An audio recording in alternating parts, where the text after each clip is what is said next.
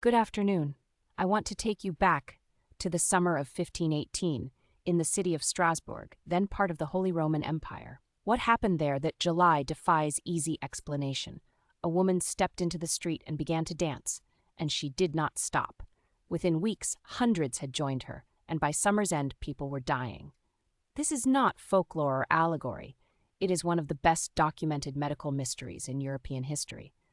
Over the next several minutes, I'll take you through what we know, what the city tried to do about it, and what modern scholarship thinks was really going on. Our journey follows 5 stages. First, we'll examine the outbreak itself, who Frau Troffea was and how it began. Then we'll trace the contagion's spread across the city through the summer months. Third, we'll look at the city authorities' response, a fascinating and tragic case study in how not to manage a public health crisis. After that, we'll weigh the major explanatory theories that scholars still debate. And finally, we'll consider why this event continues to hold such a grip on the historical imagination. Let's begin where it all started. The streets of Strasbourg in mid-July 1518. The city was already under enormous strain. Recent harvest failures, widespread famine, and waves of disease had left the population physically weakened and psychologically vulnerable. Into this landscape of suffering stepped a woman whose name would be recorded in chronicles for centuries. The name recorded in the chronicles is Frau Troffea, sometimes rendered as Traufea. We know very little about her personally. Her social status, her age, her background all remain obscure. But what we do know is that one day in mid-July she stepped out of her home and began to dance. Not a festive dance, not a performance, a compulsive, frenzied motion she could not control. Contemporary accounts describe her as seeming to be in a trance, her feet moving even as her body clearly broke down. When city authorities sent her to the shrine of St. Vitus at Saverne, they were already operating within a cultural framework that associated dancing mania with that particular saint. But by then, the damage had been done. The contagion had caught on. The speed of the contagion is one of the most striking features of the Strasbourg dancing plague. Within a single week, Frau Troffea's solitary affliction had become a group phenomenon. The chronicles are frustratingly imprecise on exact numbers. Between 50 and 400 is the range historians work with, but even the lower bound is extraordinary. What we're seeing here appears to function like a psychological contagion, spreading through observation and heightened suggestibility. The dancers were not enjoying themselves. Eyewitness accounts describe profound suffering, with bodies pushed so far past their limits that injuries that would incapacitate a normal person had no apparent effect. This is the detail that makes the dancing plague so medically perplexing. This timeline maps the arc of the crisis. It lasted roughly 6 to 8 weeks from ignition to extinction. The critical inflection point, and this is where the story becomes genuinely tragic, occurs in early August, when the city authorities decided that the solution to uncontrollable dancing was more dancing. They opened guild halls, hired musicians, brought in professional dancers to support the afflicted. And what happened? The epidemic exploded. By mid-August, chronicles report that as many as 15 people were dying each day from exhaustion, stroke, or heart failure. This is the paradox at the heart of the Strasbourg dancing plague. The best-intentioned response made everything worse. Let that number sink in for a moment. 15 deaths per day in a city the size of Strasbourg in 1518. That is a catastrophic mortality rate for a single-cause event. The Public Domain Review's analysis of contemporary chronicles confirms this figure, though the total death toll across the entire epidemic remains uncertain. Historians estimate it could have reached into the hundreds. These were not deaths from plague or famine directly. These were deaths from sheer physical exhaustion, from hearts that simply gave out after days or weeks of continuous motion. The dancing plague was, in the most literal sense, a phenomenon that danced people to death. Now I want to turn to one of the most instructive and unsettling dimensions of this story, what the city of Strasbourg actually did in response. Modern public health professionals look at this episode with a kind of horrified fascination because the authorities' decisions represent a textbook case of iatrogenic harm. The cure made the disease far worse. Here's the sequence, and I want you to notice how rational each step seemed at the time. The physicians, operating within a Galenic humoral framework, diagnosed hot blood, a condition they believed could be cured by expelling the excess heat through vigorous motion.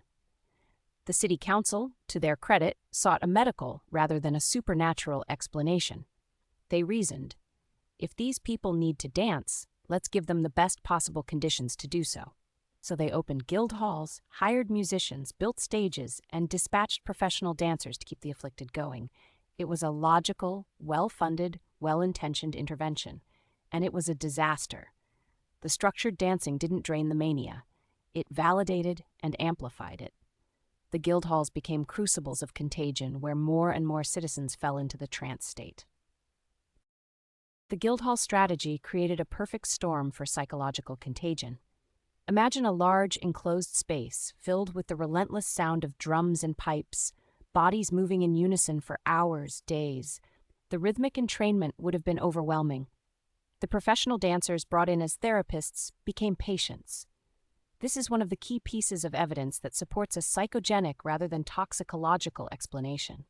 The mania spread through social proximity and rhythmic synchronization, exactly what we would expect from a mass psychogenic illness. The city had inadvertently constructed the ideal environment for the contagion to flourish. For centuries, scholars have debated what actually caused the Strasbourg dancing plague. The explanations fall broadly into two camps: physiological and psychological. Modern scholarship leans heavily toward the latter, but the debate is not entirely settled. Let's examine the three most prominent theories. Let's weigh these two frameworks. John Waller's stress-induced mass hysteria thesis, published in The Lancet and developed in his book A Time to Dance, A Time to Die, is now the scholarly consensus. He argues that Strasbourg in 1518 was a pressure cooker. The population had endured years of crop failure, food prices had soared, and waves of disease had killed many. On top of this was a pervasive belief that St. Vitus could curse sinners with a dancing mania. Under conditions of extreme psychological distress, Waller argues, the mind can produce physical symptoms that follow culturally available scripts, and in early 16th century Strasbourg, that script was dance or be damned. The ergot theory, by contrast, has largely fallen out of favor. While ergot poisoning can indeed cause convulsive symptoms, it also causes vasoconstriction so severe that gangrene often sets in. Not the kind of physical condition compatible with weeks of continuous dancing. Moreover, ergot poisoning cannot account for the clear social patterning and observational contagion that the chronicles describe. This cultural dimension is essential to understanding why the dancing plague took the specific form it did. St. Vitus was not just any saint. He was specifically associated with dancing afflictions. The belief that he could curse wrongdoers with an irresistible compulsion to dance was widespread in the Rhine Valley. So when the people of Strasbourg, already broken by famine and disease, reached a point of psychological collapse, their minds reached for the symptom that their culture had taught them was possible. This is a core insight from modern transcultural psychiatry. Mass psychogenic illnesses always manifest through symptoms that are culturally intelligible to the sufferers. In 16th century Strasbourg, dancing to death made a terrible kind of sense. I find this quotation from John Waller to be the most concise distillation of what actually happened that summer.